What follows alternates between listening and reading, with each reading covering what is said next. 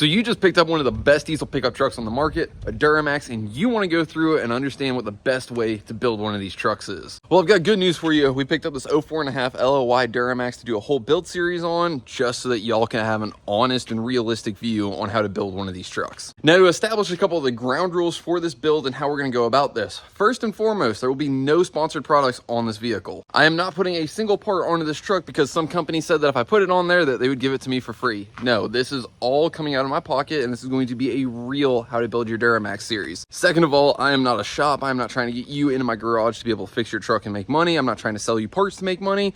I'm just trying to show you how to build one of these trucks. Third, we are only going to build this truck to about 600 horsepower. So if your goal is to make 1,000 horsepower or more, you probably need to start actually talking to somebody that is going to set you up with an actual setup to meet your goals. This is just kind of where the motor is going to stop at, what's going to be reliable for this truck, and just a good overall finishing point. We're basically going to double the power of this thing. Fourth, we're going to do this thing in stages. So we're going to set it up right now just as a stock, get a good stock running truck going down the road, and then we're going to turn it up to like 400 horsepower, get that running down the road really good, and then 500 horsepower, then 600 horsepower, and do this all in increments. If your goal is to go straight to 600 horsepower, talk with somebody that's going to get you set up for 600 horsepower. Just, you know, take what we do at the very end of this video, go over that, and that'll get you to 600 horsepower. But there's obviously guys out there that don't want to go through and spend, you know, $6 grand to build the transmission in one of these things, and I understand that. So we're going to make sure that we've got a build series put together for them. 5, set a realistic goal for what you can actually build this thing to. Don't go out and say you want to make 1,000 horsepower if you don't have the money to be able to afford a built transmission or injectors or all the other miscellaneous stuff that's going to go along with 1,000 horsepower. Before you start buying any parts, go ahead and set up a realistic budget that you can afford and that you're going to be comfortable with. And then of course add in a little extra margin room, because some things just don't go as planned.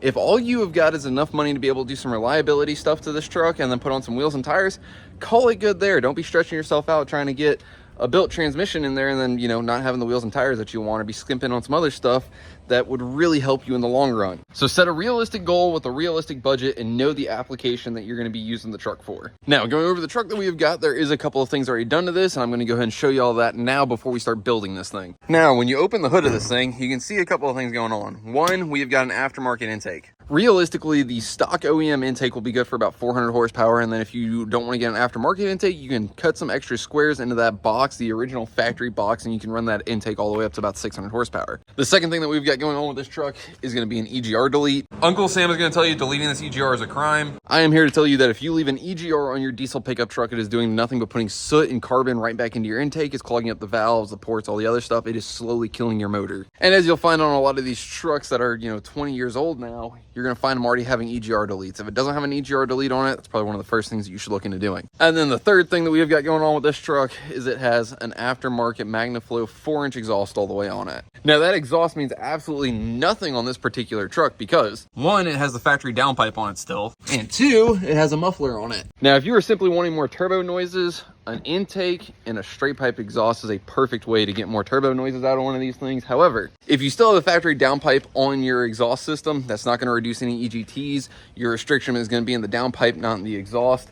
And then if you're doing an exhaust for noise, I don't know why you would be putting a muffler on it. So moral of the story, whenever we do the downpipe, that would be a good time to go through and do the exhaust. However, the factory 3.5-inch exhaust will still hold up pretty good at 600 horsepower. And you'll notice even though they put an intake on this thing, they didn't fix the crippling issue of the LOI with this factory mouthpiece on here that is the real restriction. And then the fourth aftermarket part that we have on this thing is a set of aftermarket motor mounts. When I put the motor into this truck, the motor mounts that were originally bolted onto that motor and in the chassis were just no longer any good and whatnot. And for $20 more, we got those aftermarket ones. That's going to take care of that issue permanently. If you still have the factory motor mounts and you want to quote unquote upgrade it, you can run a bolt through the factory motor mount, or whenever you pull the motor out or whatever you got to do to the truck where you've got easy access to those motor mounts, you can change those out. But for what we're doing, the factory motor mounts will work perfectly for you. So with that, that covers all the aftermarket parts that we already have on this truck. There's no lift pump on this thing. There is no aftermarket, you know, intercooler piping. There's not even a turbo horn on this deal. This motor still has the factory head bolts. I don't know if there's a really good way to show you all those, but you can see back there, factory head bolts. Still has the stock turbo, stock downpipe, even has the original OEM up pipes. So with that, there's a couple things that you need to do to your Duramax before you start throwing some aftermarket parts on it to, make sure that you have a good time with the truck. First thing that you need to do is you need to go from the front bumper to the rear bumper and make sure that all the maintenance is caught up on this thing. I know on this deal, we had to put some wheel bearings into it. Thankfully, the suspension stuff is pretty good. I had to put a new engine in, and we had to put a new valve body into the transmission. The motor that was originally in this truck had some bigger issues than what I wanted to address while it was inside of the chassis. So instead of modifying this motor while it was in there, I just dropped in a whole new motor for y'all. So like on this motor, it has got a sheared cam pin, and then it's got some bent push rods. So we've got the valve covers off to get to the push rods. However, in order to get the valve covers off of these motors, you got to pull the injectors off of them. And of course, this back cylinder, the injector was stuck and I broke the valve cover. So factor all of that in with the fact that this thing is just absolutely puking oil out of it from basically every single orifice possible. I just decided to drop in a fully good unit, and as you can see, she doesn't have any oil leaks or anything crazy going on with her. One of the things that you're gonna wanna go over is make sure that the motor that you do have is in a good, healthy condition. Check and see if you got any blow-by going on. So like with this one, cap sits on there nice and smooth, no blow-by coming out of it. This motor runs smooth, it doesn't have any skips, knocks, clanks, tings, nothing going on to it. There's no hazing out of the exhaust like with bad injectors or a blown head gasket or any other kinds of issues. The exhaust is nice and clean. I do have some different wheels and tires to replace the racing slicks that are on here, so those are already here. I just haven't bolted them onto this chassis yet. Your goal should be to get a good running and driving truck stock before you start putting any aftermarket parts on this thing. If your Duramax is running on 6 cylinders and it's got all kinds of different clunks and grinding and the transmission's throwing a P0735 code and all kinds of other miscellaneous stuff, you're not gonna have a good time throwing aftermarket parts on one of these things. And one of the things that you need to be aware of is if the truck that you currently has needs something like, I don't know, say injectors, figure out what the root cause of it needing injectors is. Is the fuel filter head leaking fuel past it? Or the fuel line's rusted out to the point where they're just pulling air through them now? Or is it because the truck has got 700,000 miles on it? If it's something like that, it wouldn't be a bad idea to go ahead and spec the injectors out for what your end goal is going to be. So, with doing something like this, maybe look at some 30s, some 45s, some 60s, 100s. Find a set of injectors that is going to match your goal so that you don't just put stock injectors back into this and then 6 months, 10 months, a year, whatever the deal is, you're upgrading your injector sizes. Something double spending the money on something like this. Same thing like with what I got going on with this motor here. With the whole front of this motor being torn apart and having to pull the valve covers off and all this other miscellaneous stuff, it doesn't make any sense to put this motor back together with new gaskets on the front of it, new upper valve cover gaskets, and then try to put the old injectors back into this thing. This motor is very clearly leaking out of every single gasket, and as such, we've got all new gaskets to put into that motor. While we're putting all new gaskets into it, we're going to replace the injectors. While we're replacing the gaskets, we're also going to upgrade the hardware to some head studs. It just makes sense to go ahead and build this motor for what the application is going to be instead of kind of putting it back together and then going in stage. Just go ahead and do it all in one go. But if you've got a truck like this where it is in good, healthy condition, it doesn't need injectors, a turbo, it doesn't need any of the gaskets replaced or anything like that, it runs and drives perfectly fine. It doesn't make any sense to take the shotgun approach and do it all in one go. We can very easily still do this platform in different stages. So with that, use good judgment whenever it comes time to kind of look over what all the maintenance stuff is that you need to do to your truck. Factor in if your truck needs head gaskets, it'd probably be a really good time to go through and put some head studs in. If it needs injectors or a CP3, go ahead and spec out those injectors and CP3 for what your end goal for the truck is going to be. Set a realistic end goal. Don't be going just all willy-nilly, say I'm going to make 1,000 horsepower, knowing that you don't have the money for a belt transmission or anything crazy like that. And then also make sure you're figuring out what the root cause of why the injectors or the CP3 failed.